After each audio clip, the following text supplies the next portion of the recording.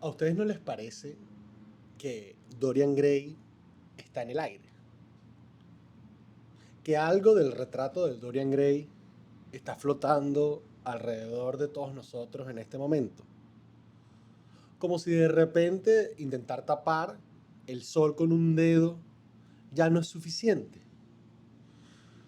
Como si estamos en un momento de decadencia, de pretender separar la bondad y la maldad.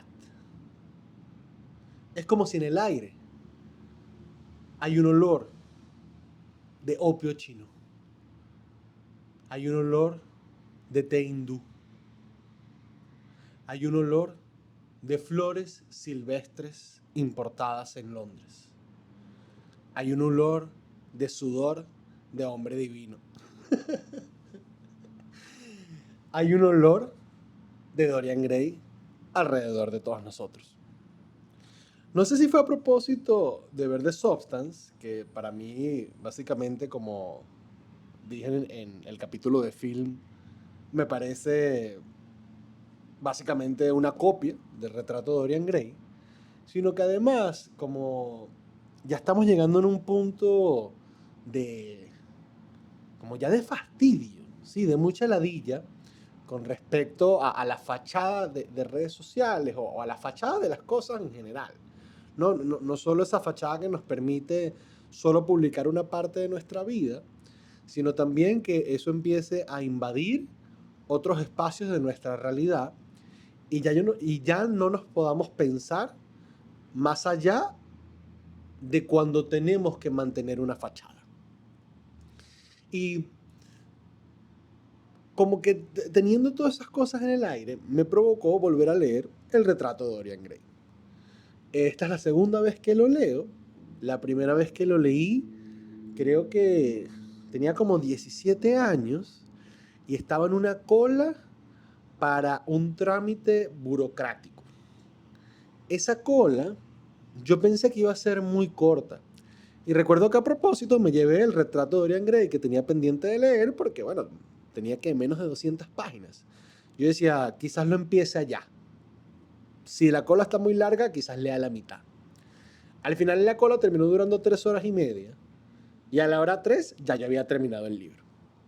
Recuerdo que me había gustado. Tanto que hubo párrafos en los que me detuve para releer, aprovechando esas media hora extra que me había sobrado y el único libro que tenía lo tenía en la mano. Me puse a releer algunos párrafos en donde describían las flores, los olores, las piedras que se traían. Y me gustó mucho, me gustó mucho como concepto, honestamente no le di mucha cabeza.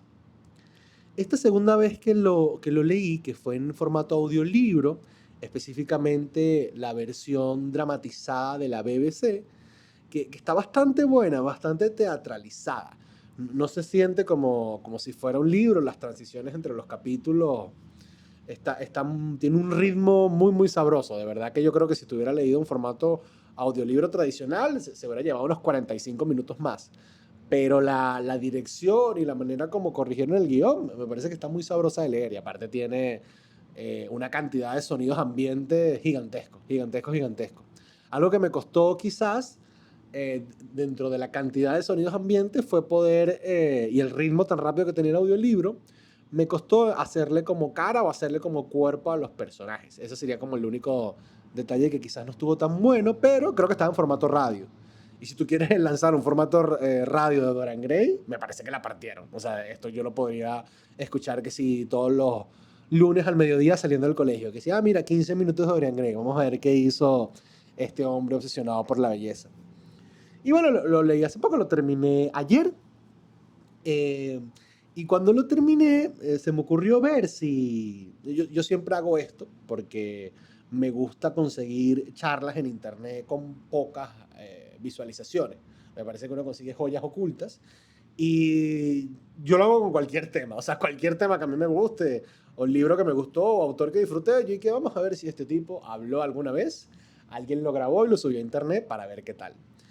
Y no conseguí, yo pensé que iba a conseguir bastante, iba a tener que como discriminar entre resultados, tampoco generalmente yo pruebo con distintas palabras, distintos nombres, hice una búsqueda muy muy rápida porque honestamente pensé que iba a ser muy fácil, No fue así, pero conseguí, lo primero que conseguí fue un link de una clase de literatura inglesa moderna en una universidad en Estados Unidos, en el estado de Georgia. Y con un profesor que se veía full pana, sobre todo por como las interacciones que tenía con su grupo de estudiantes, que el video al principio decía como discutiendo el retrato de Dorian Gray del 1 al 7. Y yo decía, wow, esta clase dura 1 hora, significa que hay como 7 clases más de esto. Qué fino. O sea, me emocioné. Fue como que no tengo ningún problema en pasar 7 horas de mi vida escuchando a un profesor hablar del retrato de Dorian Gray, como si de repente estuviera estudiando letras y esa fuera mi única responsabilidad. Pero resulta que simplemente el primer video era analizando o comentando el capítulo 1 al capítulo 7 y el segundo video hablaba un poquito más del capítulo 8 y la parte del contexto cultural de la época, de Oscar Wilde, etcétera, etcétera, etcétera. Y básicamente con mi lectura del retrato de Dorian Gray y esas 2 clases que me vi, quiero hacer algunos comentarios sobre cómo uno puede empezar a desintegrarse psicológicamente o a separarse en dos psicológicamente y quizás en el proceso, esta no es mi intención, se me acabó ahorita, pero quizás en el proceso vamos a ver si podemos llevar a lo contrario. Como de, me parece que el retrato de Dorian Gray es una muestra tan clara de la desintegración psíquica que no sé si viendo cómo eso se empieza a formar, quizás encontremos cómo uno puede empezar a reintegrarse psíquicamente. Y quiero empezar literal por el inicio del libro. Porque cuando yo estoy escuchando este audiolibro, me llama mucho la atención que al principio el audiolibro pone una música de Schubert, que es la música que se supone que está sonando en ese momento en la descripción. Hay una descripción de un jardín hermoso, unas flores, una grama, una cosa, una descripción muy estética, muy hermosa. Y el libro empieza con un Dorian Gray que él todavía es inocente. Pero es decir, está integrado psicológicamente, pero porque no ha venido ningún evento en la vida lo suficientemente estresante o confrontativo como para que se ponga a prueba. Es decir, la descripción de su cara es la cara, como eso que llama Byung-Chul Han de lo que se busca justamente en las redes sociales, ¿no? El filtro que busca una cara lisa, sin poros, sin preocupaciones, sin cicatrices. Gente que ha vivido vidas marcadas por el placer y por la inocencia. Esa es la cara que tiene Dorian Gray al principio. Integrado, pero por inocente. Todavía no le ha pasado nada en la vida que lo amenace con desintegrarlo. Y si los que están escuchando han vivido suficientes años de su vida, todos sabemos que es cuestión de tiempo antes de que la vida te ponga al frente eventos con potenciales desintegradores. ¿A qué me estoy refiriendo con esta palabra desintegración? Cuando uno empieza a dividir la realidad en dos o más, ¿no? Pero cuando básicamente uno no puede tolerar la paradoja de la realidad, de que las cosas pueden ser al mismo tiempo buenas y malas, feas y bonitas, sabrosas y asquerosas, es decir, esa paradoja constante, que es lo único constante del universo, que es inconstante en su aspecto paradójico, ¿no? En la medida en que uno no pueda procesar esas cosas, vive la vida desintegrada. No es que ellos son los malos y ellos son los buenos. No es que yo soy buena y los demás son malos. O al contrario, yo soy la mala y los demás son los buenos. Entonces a mí siempre me pasan cosas malas. Esas son visiones desintegradas de la vida. Y en la medida en que uno esté más desintegrado psicológicamente, uno podría decir que uno está menos sano psicológicamente. Entonces nos presentan a este Dorian Gray súper inocente, súper tranquilito, súper completo todavía. Que le están haciendo un retrato que lo tiene aburrido. Y de repente llega un personajazo, que es el Lord Henry. Que no me voy a detener en los Henryita porque qué personajazo. Y Lord Henry introduce, le introduce a Dorian conciencia. Lord Henry hay que imaginarlo como la serpiente que le ofrece la manzana a Eva. Es decir, Dorian está viviendo en el paraíso, no sabe que hay un mundo malo afuera en el futuro, y Lord Henry le dice, Bueno, ni le dice, ni le pregunta si quiere comerse la manzana. La agarra, le abre la boca y le mete la manzana en la boca y le dice, esta es la realidad para que salgas del paraíso. Tú eres un ser hermoso, joven y perfecto. Solo es cuestión de tiempo para que te conviertas en un viejo feo y degenerado como el resto de nosotros. Aproveche los escasos minutos de vida que le quedan, papito. Porque más bello que esto, usted nunca va a ser. Mejor que esto, usted nunca va a ser. Esta es su mayor cúspide o la mayor a la que usted puede aspirar. No hay más nada que hacer después de esto.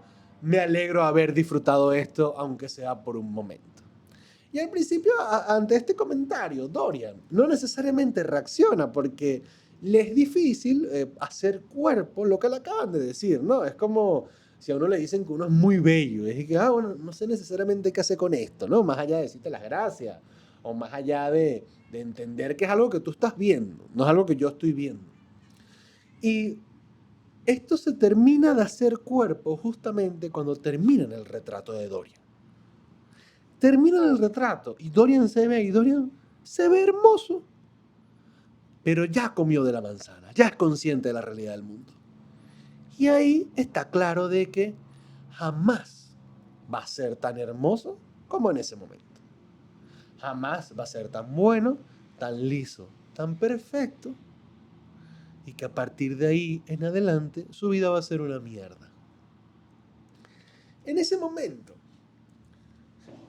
yo no sé si la desintegración psíquica, es decir, ese desintegrar de ya yo no soy Dorian, la misma persona que he sido siempre, ¿sabes? No hay ninguna diferencia entre el Dorian de hace un minuto y yo, quizás en el mejor de los casos y utilizando la posibilidad anglosajona del growing old, es decir, cuando pasa el tiempo uno tiene la posibilidad no solo de envejecer, sino de ganar vejez. O sea, envejecer como growing old, ganando vejez. Hay gente que envejece de manera estéril, sin ningún tipo de ganancia, solo pura decadencia. Y hay gente que envejece y gana vejez. En vez de utilizar eso como una bisagra lubricada que permitiría que Dorian mantuviera sus dos realidades integradas, se produce un quiebre psíquico que hace que Dorian piense, ya hay dos.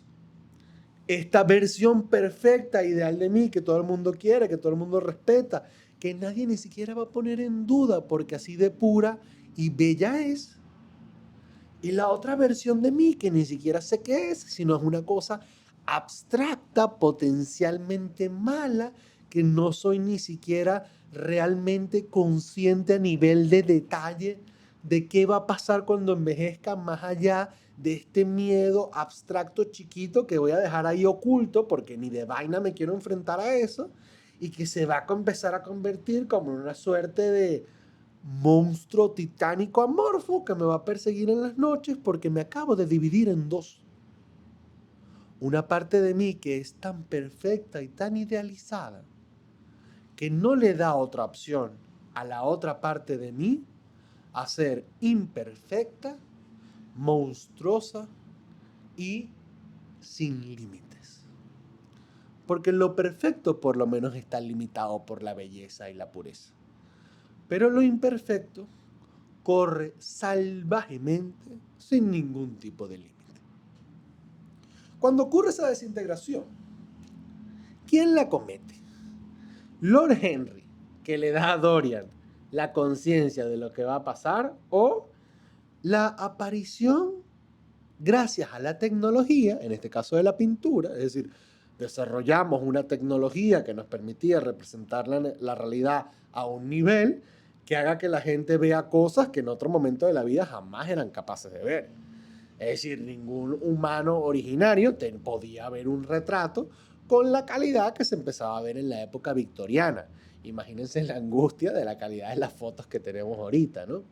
Es decir, que es igual de atroz psicológicamente verse a sí mismo artificialmente en un momento ideal y perfecto.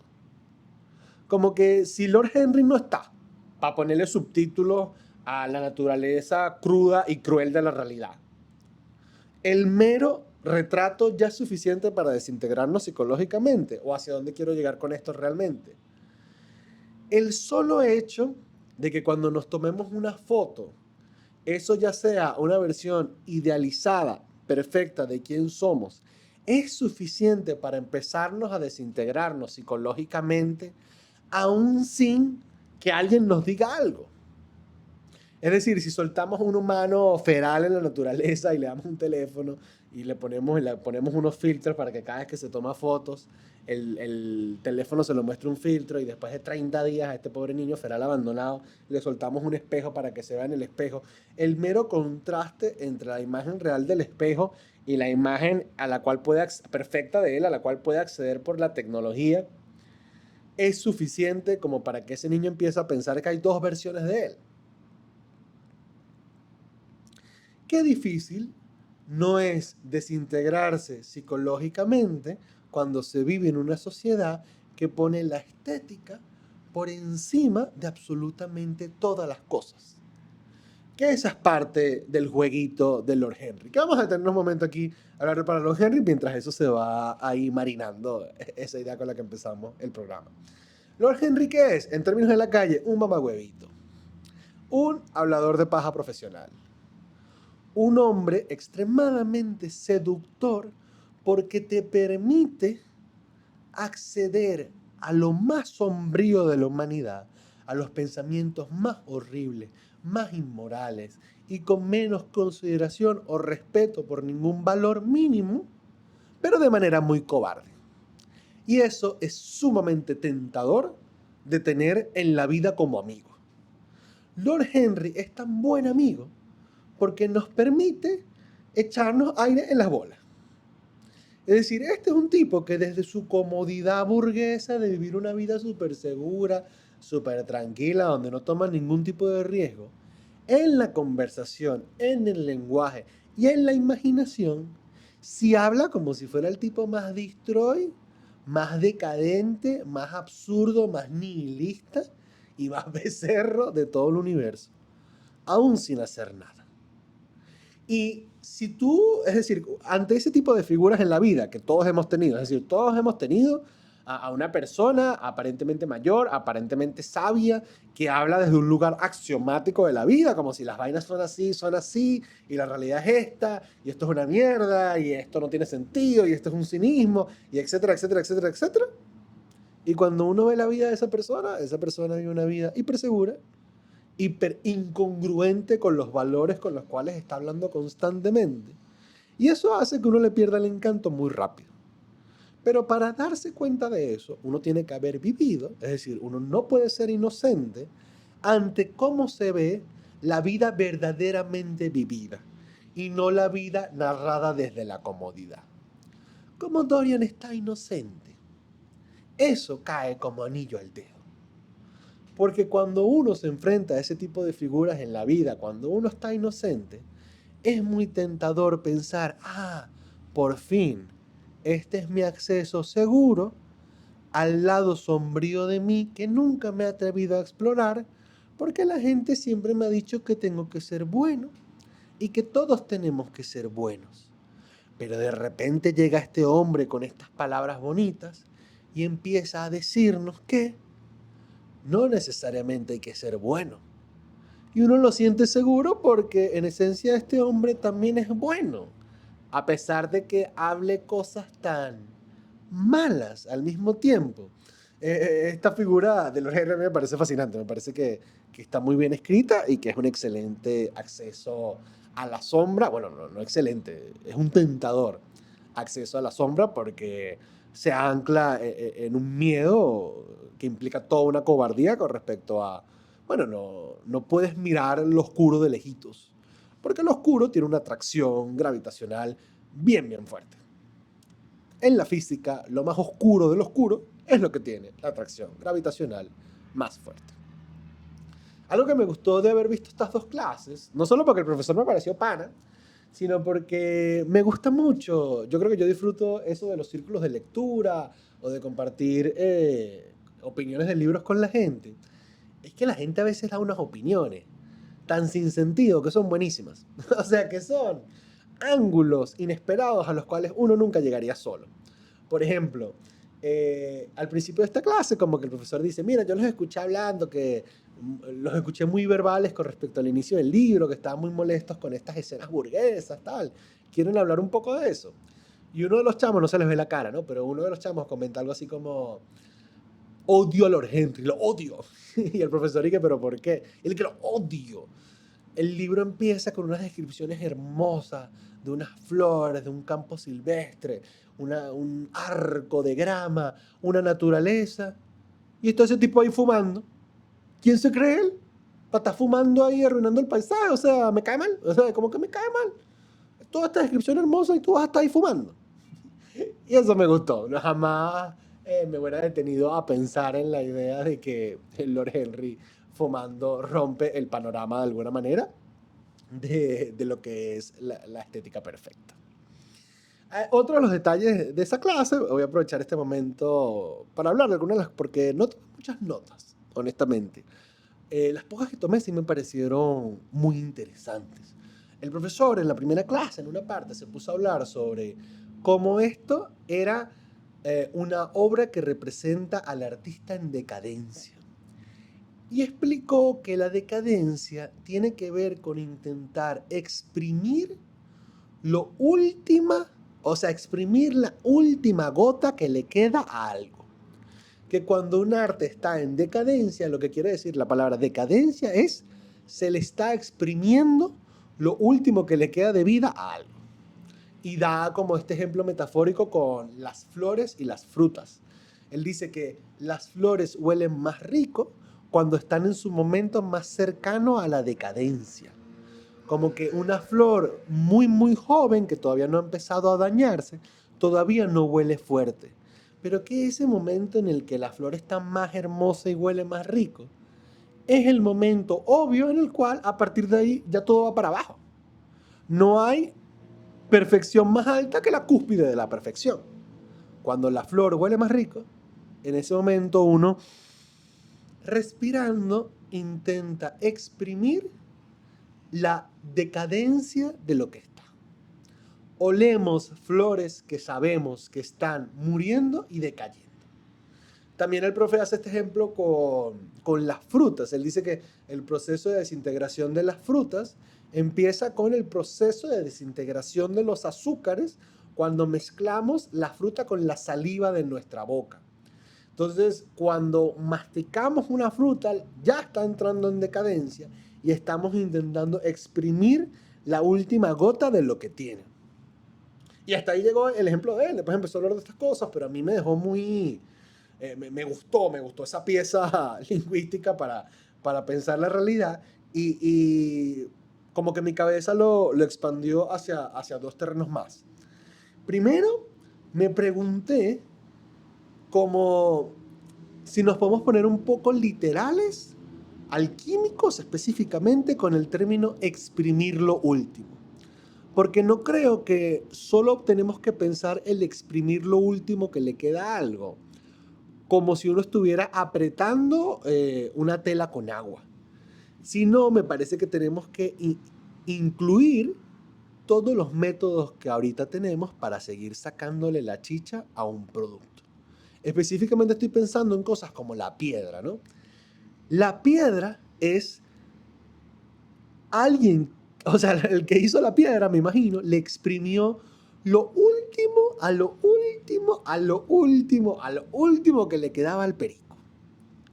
Es decir, la piedra es la versión en decadencia de la cocaína, que a su vez, no sé si esto lo estoy inventando, no, nunca he confirmado esto, la cocaína de la amapola, no, la amapola es de la heroína, olviden esto que dije.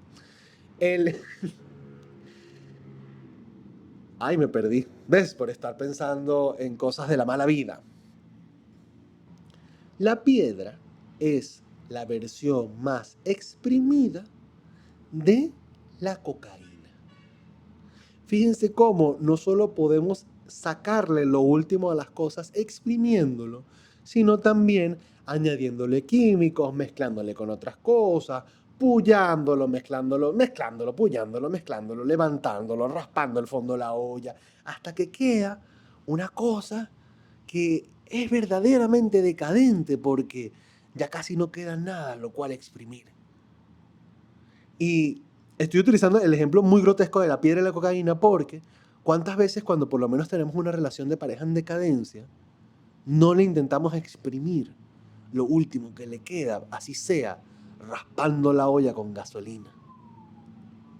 O por lo menos cuando estamos viendo ciertas cosas en el mundo que están entrando en absoluta decadencia, ¿no? Me parece que algo así está pasando con la pornografía. La pornografía está entrando en una época de decadencia, en la cual en algún momento fue muy beneficiosa monetariamente para todo el mundo, ahora lo es cada vez menos en términos del monto total que puede obtener la gente a partir de esto, y está empezando a entrar en decadencia porque la gente está intentando exprimirle lo que le queda a este negocio que en algún momento fue tan rentable y que cada vez parece menos rentable por la cantidad de sufrimiento psicológico que implica para el nivel económico que ahora está trayendo. Como que antes el nivel económico tan alto hacía que las consecuencias psicológicas, bueno, se medio navegaron un poquito. Pero en la medida en que el beneficio económico a partir de hacer pornografía ha ido bajando, como que ya no vale la pena la consecuencia psicológica que trae. Entonces, me parece que hay un proceso bueno, de la pornografía en decadencia en la cual se le está intentando exprimir absolutamente todo lo que se puede a partir de eso. Esa fue como que lo que se me ocurrió cuando el profesor empezó a utilizar esta metáfora en decadencia, porque básicamente, si pensamos así, el libro es como si una persona incapaz de reconocerse a sí mismo o reconocer que una parte de sí mismo ya no es lo mejor que tiene. Es decir, ¿cuánto tiempo nos dura la belleza? Poco. Tenemos pocas cúspides de belleza. Y en la medida en que vayamos envejeciendo, vayamos creciendo, bueno, tenemos que también tener otras cosas, quizás un poco más profundas, un poco más sustanciosas, no porque la belleza en sí no valga la pena, sino porque puede ser muy efímera en una vida que cada vez dura más. Es decir, si todavía tendríamos una expectativa de vida de 20, 25 años, lo mejor es lo que uno puede aspirar es bello, porque a los 25 es como el tope, ¿no? De belleza para la mayoría, digo, en sentido de juventud y empezar a envejecer. Que por cierto, yo me pregunto qué pensaría Oscar Wilde, tan obsesionado con estos temas, si hubiera conocido el concepto moderno de las neurociencias de la apoptosis. Déjame confirmar que ese concepto se llama así, apoptosis. Sí, apoptosis celular, que básicamente es la destrucción planificada, programada de las células provocada por el propio organismo. Es decir, ya sabemos que cuando las células nacen, tienen codificadas el momento en el cual se van a destruir automáticamente. ¿Qué habrá empezado Oscar Wilde de eso, tan obsesionado con la idea de, mira, cómo le sacamos la chicha, cómo exprimimos lo que nos queda de belleza?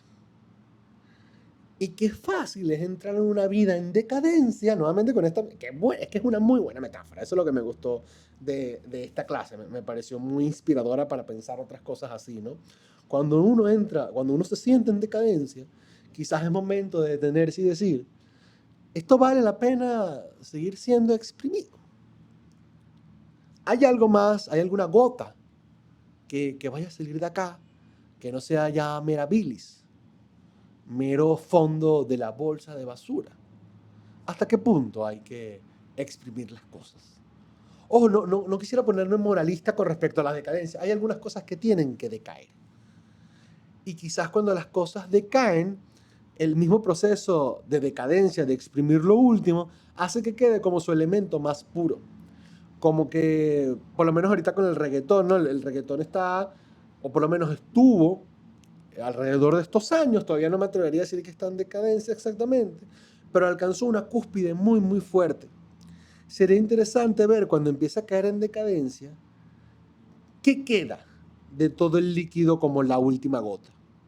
Es decir, el jazz tuvo su auge en su momento, y cuando empezó a entrar en decadencia, yo me atrevería a decir que la gota más elemental que queda del jazz en la actualidad es la posibilidad de improvisar caóticamente dentro de la estructura de la música. Cuando uno piensa en jazz, uno piensa en la improvisación y la soltura dentro de la pieza. Ese es el extracto más puro que quedó de raspar esa olla del jazz con petróleo parejo. Bueno, no, me arrepiento de haber hecho esa metáfora ahí. Me atrevería a decir que esa es la gota que quedó de haberse filtrado naturalmente el arte en decadencia a lo largo del tiempo. Creo que con el ejemplo que acabo de hacer el jazz, tiene mucho más sentido el natural. Me parece que los derivados químicos o más asociados a la piedra, generalmente no terminan dando un producto tan eterno como la posibilidad de improvisar en el jazz. Esa es la gota que aporta el jazz a la humanidad. Me pregunto, cuando el reggaetón empieza a entrar en su verdadera etapa de decadencia, ¿cuál va a ser la gota que va a quedar? Puede ser la libertad sexual que traía el bailar el reggaetón. No necesariamente, no. Hubo otros géneros antes que también tenían eso. Empoderamiento femenino. No sé si necesariamente la música urbana es el espacio donde está alcanzando su cúspide, ciertas maneras de expresión dentro de lo femenino, que como para que eso eventualmente termine en decadencia. Es decir, no creo que eso esté cerca de la decadencia, porque no creo que haya alcanzado su cúspide. Pero sí me puso a pensar mucho en ese sentido. Ya en la segunda parte de la clase fue básicamente hablar un poco del contexto cultural, ¿no? De, de lo ajeno que se sentía Oscar Wilde, o de por qué la necesidad de escribir este libro, ¿no? Fíjense que Oscar Wilde era un homosexual enclosetado, producto de la época, que gracias a sus habilidades sociales y ser un buen invitado y saber hablar y saber escribir bien, había desarrollado una máscara que le permitía mostrarse socialmente.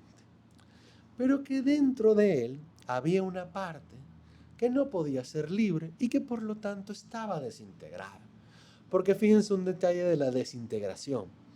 A veces creo que tenemos desintegraciones voluntarias, partes de nosotros mismos que no nos da la gana de tener y que encerramos en un cuarto oscuro y no queremos verlas más nunca. Pero también me parece que sufrimos desintegraciones involuntarias, como en el caso de Dorian Gray. Si usted era gay en la época victoriana, usted no podía ser. La razón por la cual en los países musulmanes no hay ni una sola presencia de población homosexual es que si usted es homosexual en esos países, usted tiene pena de muerte.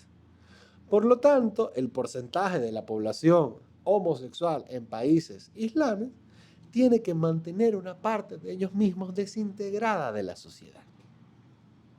Y no sé si necesariamente Oscar Wilde tenía esta parte desintegrada, porque yo les recomiendo, si leyeron el retrato de Dorian Gray o si les interesa leer a Oscar Wilde en general, que lean un libro de él que se llama Teleni. ¿Yo para qué creo que es importante ese libro? Si usted tiene dudas de su sexualidad, lea Teleni y vea con qué se le para o vea con qué se excita. Teleni tiene unas escenas de sexo heterosexual maravillosas y tiene unas escenas de sexo homosexual maravillosas también. Así como describe flores y campos y música de Schubert, así describe las escenas sexuales. Hay una escena en Teleni donde hay una orgía de puros médicos doctores que se están dando hasta con el tobo. Literal hasta con el tobo, porque en una de esas, como que uno de los médicos se está metiendo una botella de champaña por el culo. Y la botella se le rompe en el culo y se le incrustan pedazos de vidrio en el culo y se empieza a desangrar. Y como todos son doctores, todos están claros que se va a morir y él también. Y ese hombre se ha puesto a dar un discurso de cómo él está demasiado orgulloso, de estar muriendo con sus hermanos, haciendo lo que él quiere y gozando de por fin ser libres con los que les gusta. No me importa morir desangrado con vidrios en el culo, porque por fin estoy siendo libre. Siento menos dolor aquí que en la calle fingiendo algo que no soy. Ese es el tipo de diálogos sexuales que suele tener Teleni.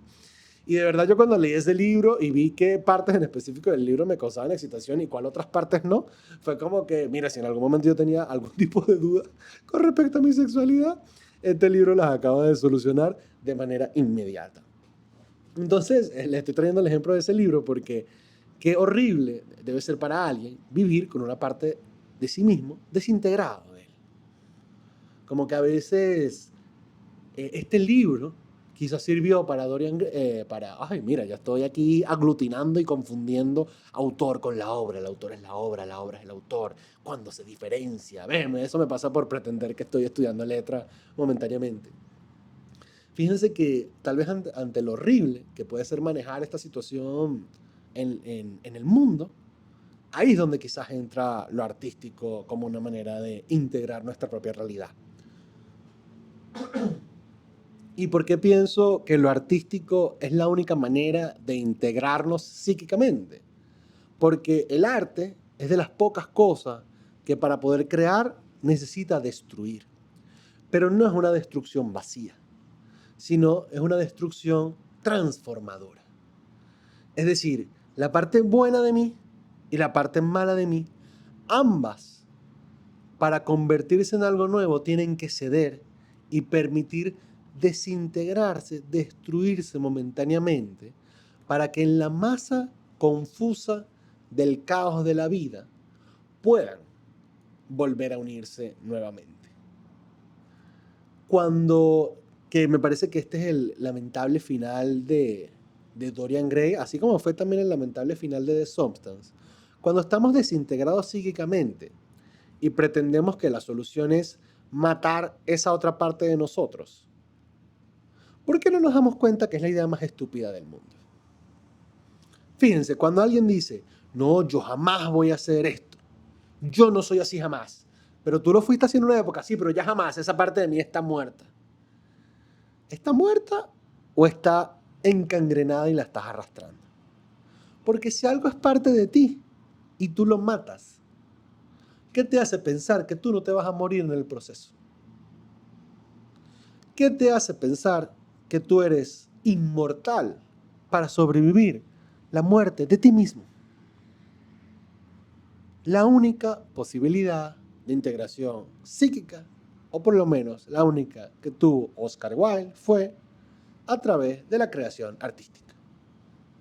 Yo los invito a que si están pasando por un momento de su vida donde se sienten particularmente desintegrados, tal vez no en su totalidad, pero que sienten que hay una parte de ustedes que quiere una cosa, y hay otra parte de ustedes que quiere otra cosa, hay una parte de ustedes que quiere viajar por el mundo y hay otra parte de ustedes que se quiere quedar en la casa, hay una parte de ustedes que quiere ser buena y otra parte de ustedes que quiere ser mala, y están en constante pelea, en constante conflicto y en constante ocultar una parte del otro, como si ustedes fueran Dorian Gray y tuvieran su parte buena afuera y en el cuarto su parte mala sufriendo y cada vez poniéndose más asquerosa. Intenten encontrar algún medio artístico en donde quizás esas dos partes de ustedes puedan colaborar para crear algo nuevo. Puede ser un dibujo, puede ser una pintura, puede ser una canción, puede ser escribir un cuento, puede ser componer un baile. Cualquier cosa que permita que el acto creativo de desintegración y construcción pueda desarrollarse.